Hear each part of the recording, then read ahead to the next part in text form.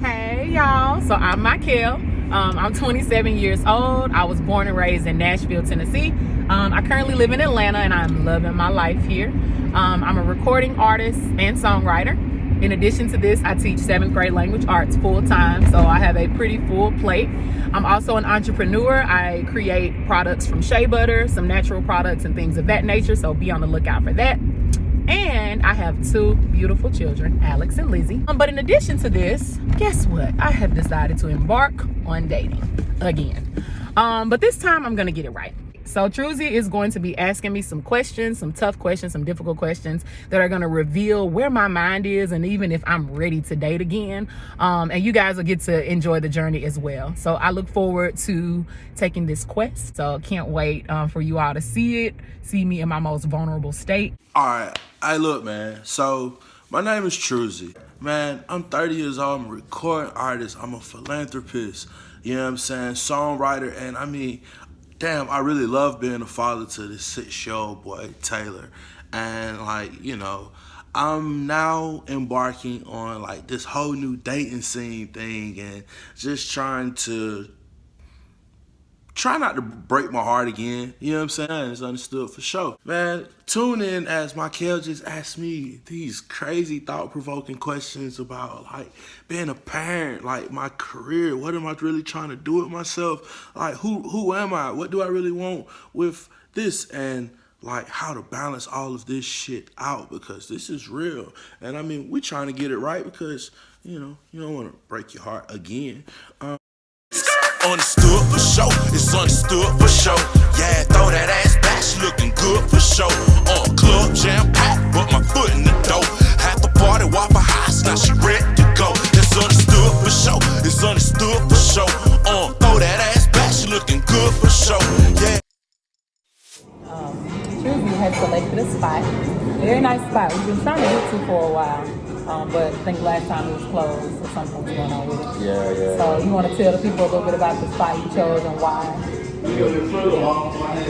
The Friller's ready. I'm gonna let him talk while I get the food. All right. So we're on the west side of Atlanta, Georgia, right now. At one of my favorite spots called Taste Buds ATL on Martin Luther King Jr. or MLK as I call it. You know what I'm saying? Shot, west side for sure. Just the significance of the spot is like it's owned by a good friend of mine. You know what I'm saying? It's also, I guess today is like Nipsey Day for us, right? So this was one of the last places that actually catered Nipsey's tour. You know, his very last tour, of course, the Victory Lap tour when he came out to Atlanta or whatever. We in the hood though, so you know, we gonna keep everything playing. Okay. All right. Cool. So just to kind of give you the background, so before we came here, we had stopped by another spot. A lot of really dope stuff happened at that spot that I'm sure will show up in another vlog, but it was really dope. We got to see a mural. Now I'm drawing a blank on what the message was, but it was Nipsey, it was Dr. Seaby, and it was Tupac's mom.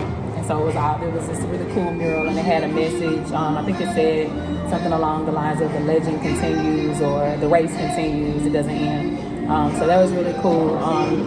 Just to kind of give y'all a little backstory. So we attended a conference, the WSA conference in California, and we were able to see like just the marathon. We were able to see a lot of Nipsey murals. It was really cool, and so that's kind of become, because LA was like the first place TRUZY and I really hung out, it's kind of become just like this staple. So I think it's really cool when he like sprinkles in a little bit of Nipsey every now and again. So yeah, but I think he's grabbing his food and we're about to head to spot 3. I don't know where we're going, y'all, so I guess we'll see wherever we end up eating our food. You want to show them what you got? Sorry. So I got ketchup packs all over. Wow, it looks really good. Look at the detail on the seasoning. Yeah. Oh my God. What's this name of this dish? Oh, this right here is called Calypso Jerk Wings and Fries. Taste Buds ATL. You know what I'm saying? They got one located on Columbia Drive too, by the way. You know what I'm saying? But so I think we're about to get up out of here. So yeah. All that. Yeah. Ooh, Girl yeah. just got a thriller. He did good. Just got a thriller. It's gonna be Oh, so what? good. Yeah. Oh, you don't start recording. Might as well. We can cut whatever we No, want. you cool. We good. Right. I know. Let's see what we got here. Yes, Lord. Like I haven't already been eating it. Oh, look at the cheese. Yeah. So, oh man, it's a beautiful day in ATL for sure. So, a lot of park, Truzy. The park. I mean, it's still get a chance to be around my people, my environment. You know what I'm Really saying? nice outside. Yeah, it feels amazing. Really get a chance to feel the soil, be out in the universe. You know what I mean? Touch the air, see some trees, things of that nature. I feel like being inside sometimes it closes our mind, of course. You know, the lighting dims our thoughts. So it's always cool to be out here in nature. Yes, and not to mention, I'm sorry, look how photogenic. Look at what's happening with the camera right Exactly. now. Yeah. Outside, it's just like this beautiful kind of crisp, clean looking shot. I don't know, it looks good. Okay, anyway, that's the filmmaker in me on the side. All right, so you want to like eat and talk or what? Is that cool? Yeah, cool. All right, so I don't have no notes with me, so I'm just out here winging it, right? Hey man, I am too. Yes. So Ain't no telling what we're gonna get. Okay, so real quick, for those of you all watching, just to give you a quick recap, this is Courting on TV. So we have decided to go on a date, basically, and show you guys how it all unfolds. I'm gonna get a chance to ask Truzy some questions. Truzy may have some questions for me. We're gonna give our authentic responses. It's a date, right? We got our delicious food. It's so good. yeah, it was the The one. guy was dancing and cooking, and you could taste it in the food. Shouts out to Anna, the owner. Yes, Anna. Get it, girl. Okay, so. All right, so up to you. All right, so I guess where should I start? Truzy, Yes. how are you today? Quite swell. Are you Yourself? nervous? Don't be nervous. I know we on camera. Hell, man. I know we on camera, and this is different. This is different from me. This is different for you. Yeah. But you know, we got to give the people what they want, and the people want to hear the truth. So you're gonna be authentic with your responses. You're gonna keep it real. Yeah. All right, look up. All right, cool. So question number 1. We need a black. Yeah, we do. I think I got one in my bag. Get that out. So question number 1.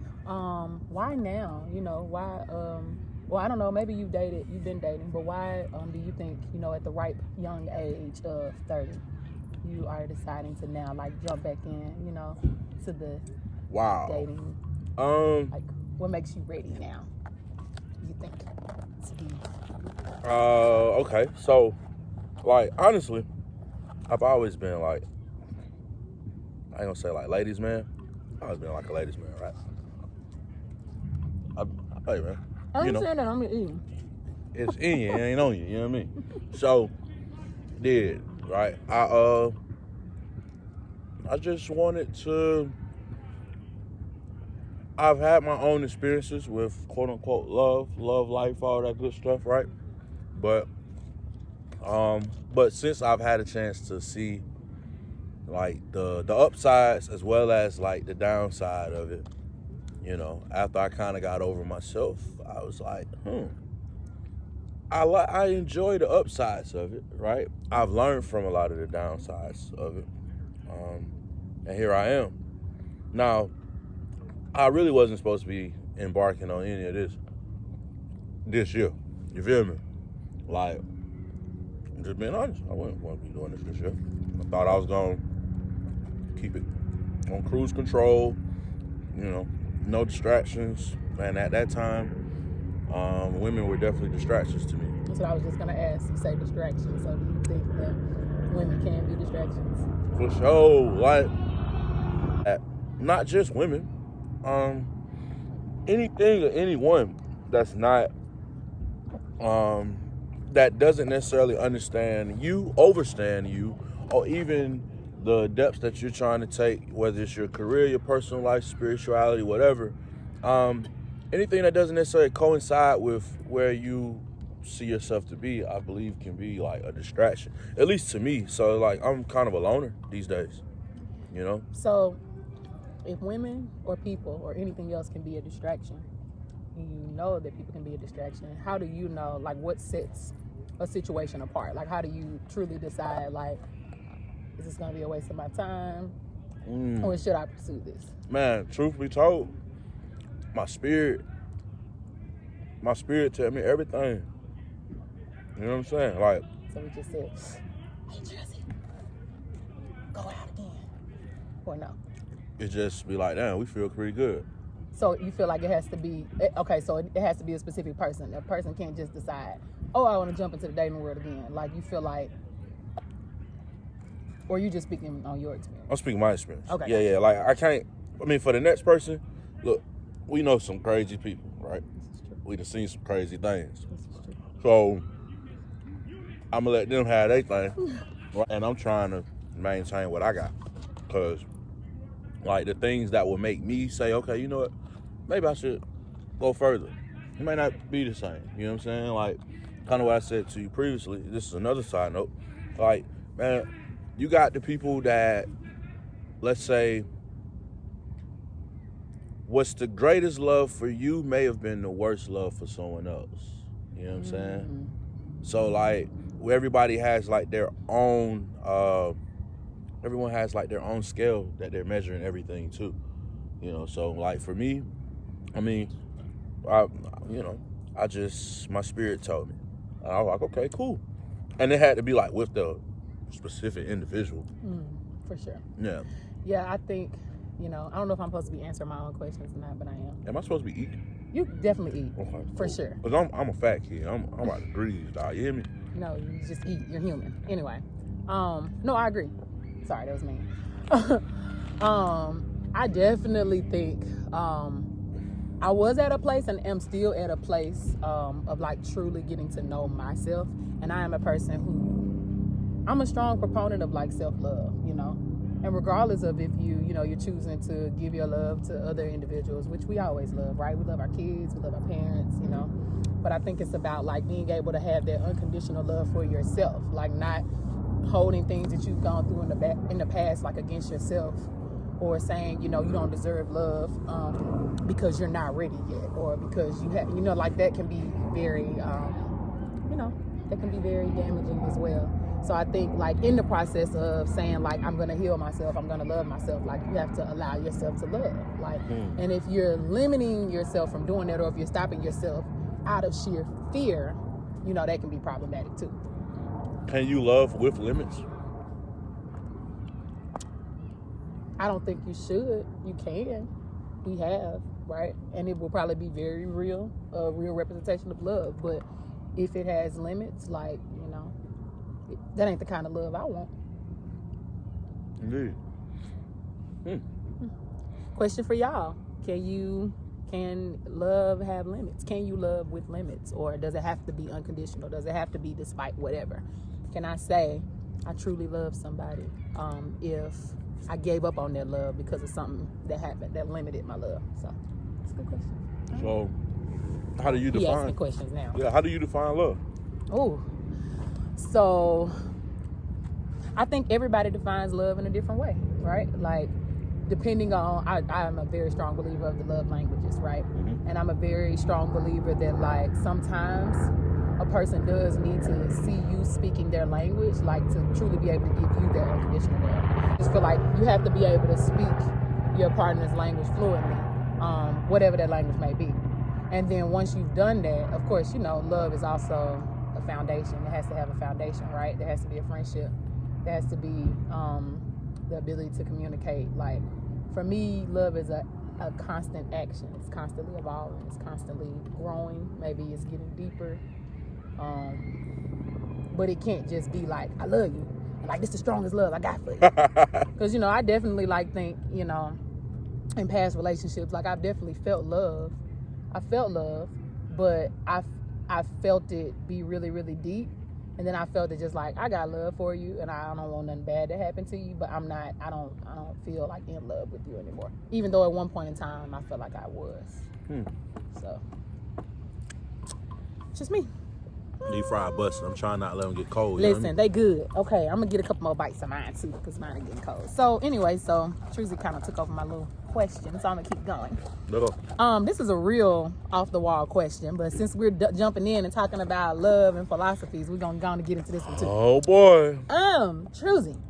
Yes, ma'am. Children. You have a son, correct? Absolutely. Yes, one son. Well, you told us a little bit about him. Yeah. Tell us a little bit about him. So my boy, my one son, Taylor Kennedy, call him Red, of course. So, and he's like probably the best version of me thus far. Now about my children, I want 12, right? Oh, 12? Hey man, hey. Can you zoom in? You understand? 12. Yeah. And what? How many women are you planning to bear these 12 children? Now that's up for me and my wife to discuss. Oh, so that brings me to my next question. So that is on the table. Multiple wives for you. Yeah, for sure. You know, candy camera. No, I'm kidding. Talk to me about that. Oh man. Yeah. So Getting deep. of course, like I said earlier, I think where I am with like the whole multiple wives conversation. I need wings for this one. Mm-hmm.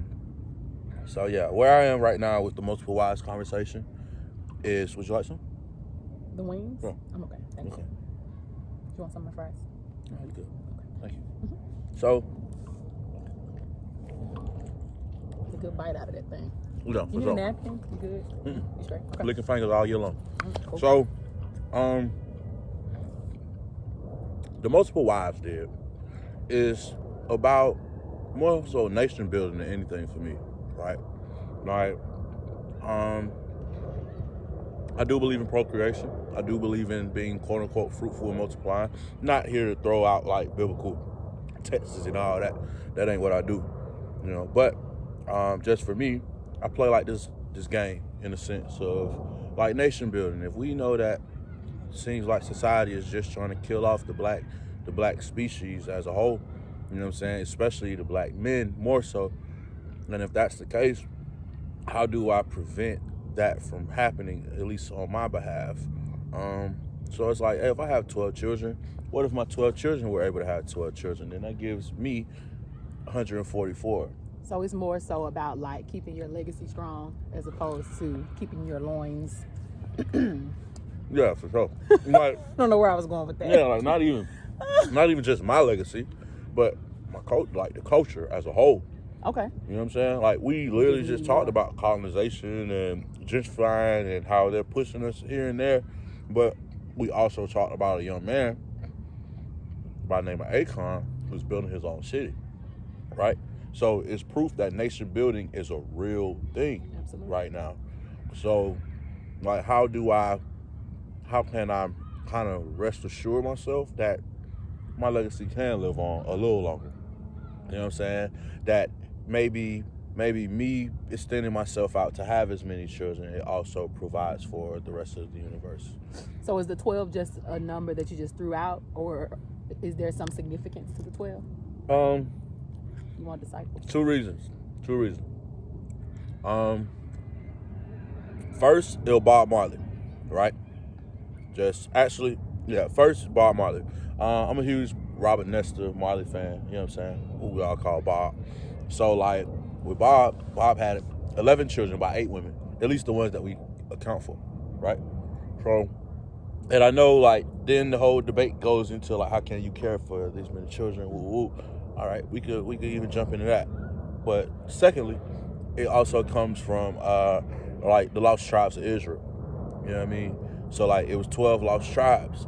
So instead of, like, all of those tribes literally started off with one individual. So, like, if I have the ability to quote unquote recreate or to actually, let's say, discover our own tribes, then they won't no longer be lost. Okay.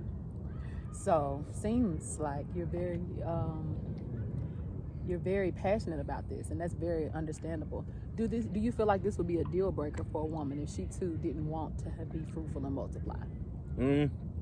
No, but it is a discussion that we have to have. All right, I think what would be a deal breaker for me is a woman that doesn't want any children. Yeah. Okay. Cool. Makes sense to me. So for these children, since you want 12 of them, do you prefer a hospital birth, or would you be willing to allow like a doula to come in to do like a birth in the tub? Listen. Would you, and also, as a footnote, would you also be involved in the birth, meaning like inside the bathtub, since you know you want all these kids? Because you know the woman, she needs to be comforted during this time. So I'm just asking, what do you think? In the what? In the tub. Man, hell no. I ain't getting no tub. I mean, I thought you said you was gonna think about it. listen. Oh, I'm sorry. Wait, give me 1 second. Sorry. All right. We prepped the answer. I'm sorry, y'all. All right, so. Well, I ain't gonna think about no 12 wives then. Ha! I mean, 12 kids. Yeah, 12 wives is too crazy. I struggle with you. So, Okay, anyway, so, yo, honestly, what are your thoughts on that? Have you thought that over since we talked about it? yeah, all right, so man, listen. What? Now, right here. First of all right. Breathe. What I feel about this, right, is that, man, you the one doing the pushing. I'm here. You feel me? Catch. I got you. Watch out. You know. But that's not the purpose of you being in there with her. You're not in there to coach her. She knows what to do. Her body knows what to do on its own. You're there to provide a sense of comfort in all the pain. Do you know the pain that a woman feels during birth? Like men, y'all don't even come close to feeling that type of pain in your lifetime. You know, no offense. I'm sure you've You done ever a been lot of hitting your things. nuts? I have not. Have you ever pushed a baby out of your... I push babies through my... Anyway, you ain't never did it. So I'm just saying, women, they may need to feel that extra comfort, that extra, you know. You know what? That's honestly, all I'm saying. All jokes aside, kind of just, you know. Acting crazy. Yeah. But, truth be told, I would damn sure get in there with her.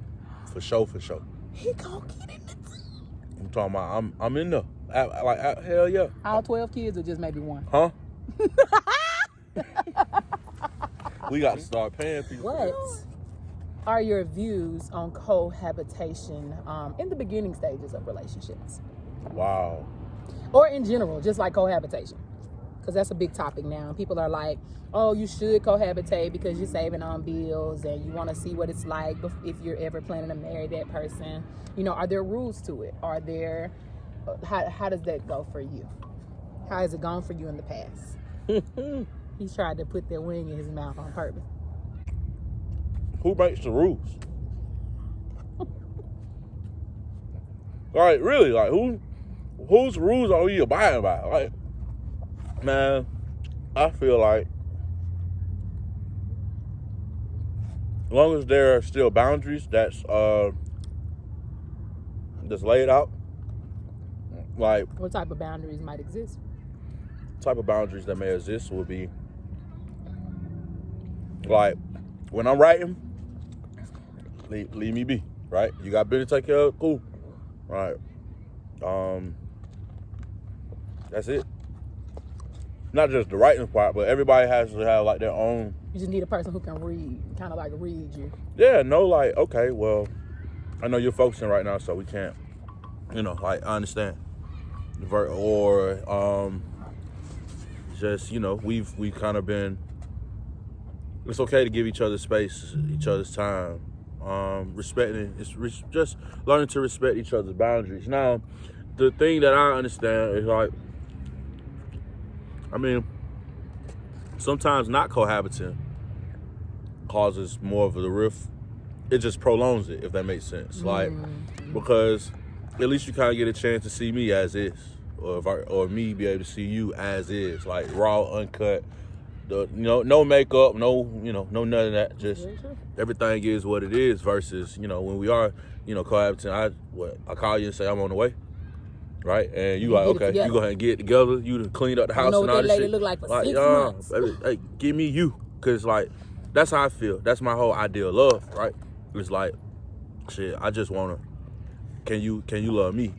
And that's like from the depths of like my core, my soul, my spirit, all the way outward.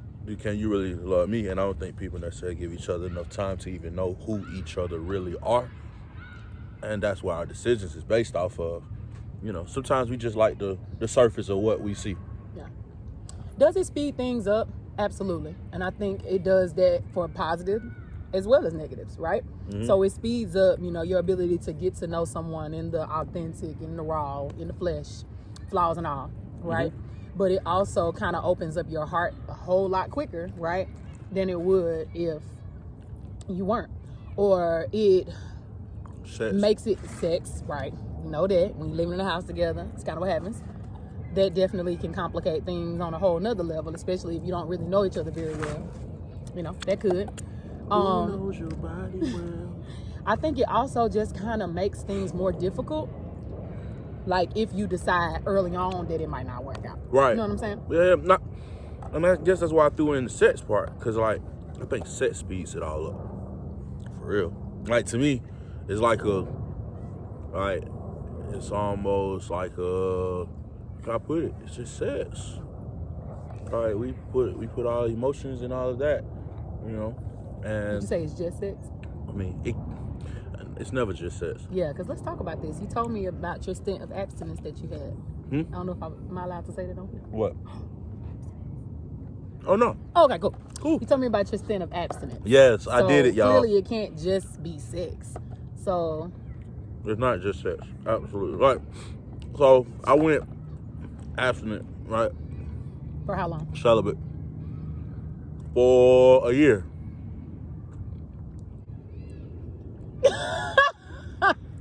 Okay, continue. And what made you decide to do this? So like, truth is, I never really valued women like that. You know what I'm saying? Like, and not to say that I didn't, like I treated them less than. It was almost like, okay, so if I'm fucking with you, then cool. Everything's kind of copacetic. You a lady, queen, all that stuff. And then if I wasn't fucking with you, then you just another broad. So. What do you think that how, was that something in you? Or maybe in the types of women you were choosing? Excuse me, types of women you were choosing? It's a multitude of things. All right. I'm sorry, y'all. Getting that thing good. We're busting. It was a multitude of things. One being that I analyzed the fact that, every time I would have sex with the woman, right? Every time we have intercourse, it's almost like the value starts to devalue her. Like just the way I saw her. And it wasn't necessarily nothing that she did, right? It was just kind of like how I grew up, in a sense. Not to say like my parents, sisters, whatever, but your sister always let you know, like, bro, don't ever get played. You know what I'm saying? Like, your sister always gonna give you some game. So it taught me more about women, right? Of even how women think, how women maneuver.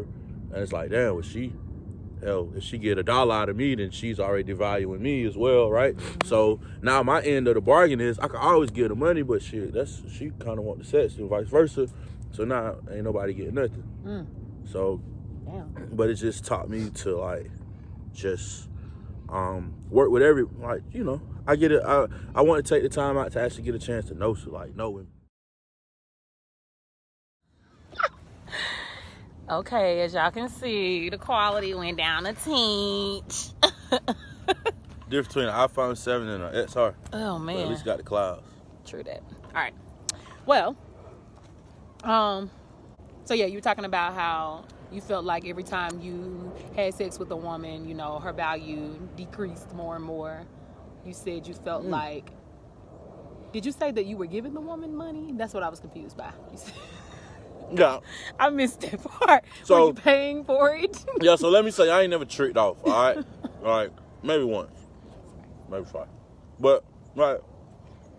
Hey, man. When you say tricked off, what does that really mean? Hey, man. You paying for it. Like straight up? All right.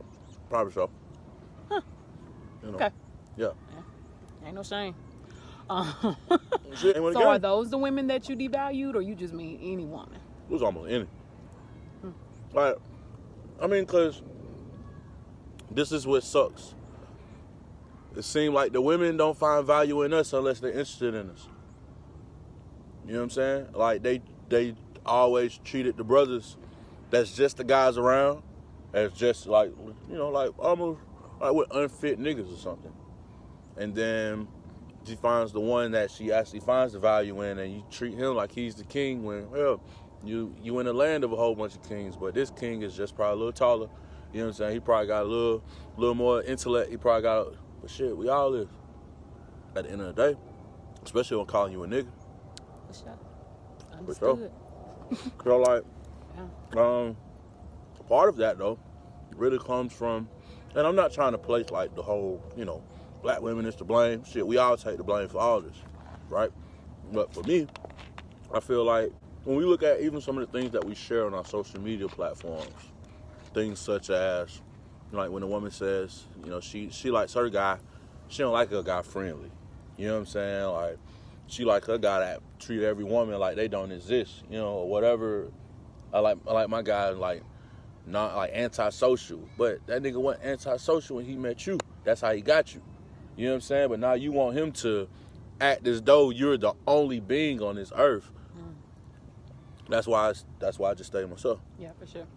I definitely have learned over the years, like, how much emphasis we as a society put on, like, ownership and, like, you know, making sure that, like, that person, like, you know, they only look at you. They only have eyes for you. They're only, you know, interested or you know, I don't know, entertained by you or getting excited. Like, we're human beings. Like, we're sociable people. And I think, like, already being in a relationship is a finicky thing, especially if you're dealing with being in a relationship by our society standards, right? Like monogamy and, you know, all of that. Like, I could roll out all the different, you know, ways that we're in relationships in our world, but it really is sad, like, you know, that two people can't communicate and decide what works best for them. Like, they the ones who gotta live the life. You just said it right there. They the ones that gotta live the life. Like, when it comes down to us talking about love, when we step into the relationship form of it all, I mean, like, granted, you know how to love. Granted, I know how to love, right? It ain't even about that. It's about, can I learn how to love you? You know what I'm saying? Because, like, my love for you has to be tailor-made specifically towards you. You know? Nigga ain't honoring everybody fish. How do you filter through the fishes? How do you filter through the fishes? They do it. Let me ask y'all that in the comment section. How do y'all filter through all the fishes? How do you decide, or how do you know, when that person is the one you want to truly put your, all your focus into? I do absolutely nothing. What do you mean? I don't dress nice. I don't, like, I'm probably about to lick my fingers. You feel me? I'm at you. Like, so I'm filtering through the fish by being exactly who I am. Not trying to, like, impress them and, like, this is exactly who I am. And if you really rocking with me like that, right? If you genuinely got, like, a thing for me, you genuinely got some love for me, then you gonna really... You showing out on these wings. Oh, yeah, I'm busting. We ain't even playing. Look, y'all, I can't show y'all the bone. Fuck it. Nah, It's food. shit. Can you see it? Yeah, it's food. Oh, my God, y'all. It's up, y'all. You fucked it up. So, but yeah, like, that's how I feel. Like, it has to be, I know how to love, but can I learn how to love you? You know what I'm saying? And that's and I think the problem, in my own opinion, that one of the biggest problems of the relationship spectrum is that nobody's sitting there like, okay, well, how do I love you? When you talk about love languages, that's what you reflect. Like, that's what you're referring to, is learning how to love the person that you're with. And we come out of relationships and go into a whole nother relationship and giving people the same kind of love we just gave the last person, right? And they need what they want. And you also got to remember that shit. For some people, right, the best kind of love you ever receive is the worst kind of love somebody else received. But we ain't even coming in trying to figure that part out or anything. We just coming in straight in like, well, shit, I know how to cook. I know how to clean. You know what I'm saying? I know how to do this. I know how to do that. Oh, I do this too. And we're like, that's cool. But and then we're expecting, I'm sorry to cut you off. We're expecting like the people that we're with to change, like, because they're not the way that we want them to be. When truly you just selected the wrong person. Shit. You should have selected the person who you were willing to like truly love. And I think I tagged you in something earlier today that was real interesting. Yes, I tagged him in something earlier today. It was actually not Will Smith. Sorry, Jada Pinkett Smith. She was talking to T.I. and Tiny, and she was talking about basically how T.I. came in, and of course, when you're the breadwinner, when you're the one who makes all the money, like, there's a certain amount of power that just automatically comes with that. And as a woman, you can decide, like, am I gonna give it all up? Because when a person is taking up, doing all the things, taking care of the bills, making sure you're eating, making sure you're clothed, you have everything you need, like, you are essentially giving up your power, and all they can do is their best. Like, you chose to give up that power. You chose to be the person, to like allow them to take the lead. And like, you mad at them because they failing, and understandably so, but it's just like, he just did his best. Yeah. So you got to decide like how you going to move forward. Are you going to continue to try to help him do better, or are you going to move on? And it's a tough one to think about, but it's real. And everything is a decision. I think a lot of times kids crying like crazy. I think that man, he ain't so good. All right, y'all. So it's ain't getting lying. a little cool out here. The sun is going out. I think, is this closing out our date? This is closing it out. Do we need to say or do anything else? So make sure you like, comment, subscribe, all of that good stuff. Again, this was episode 2, Courting on TV. I'm Mi'Kael. TRUZY. Oh yeah. Peace. Yeah.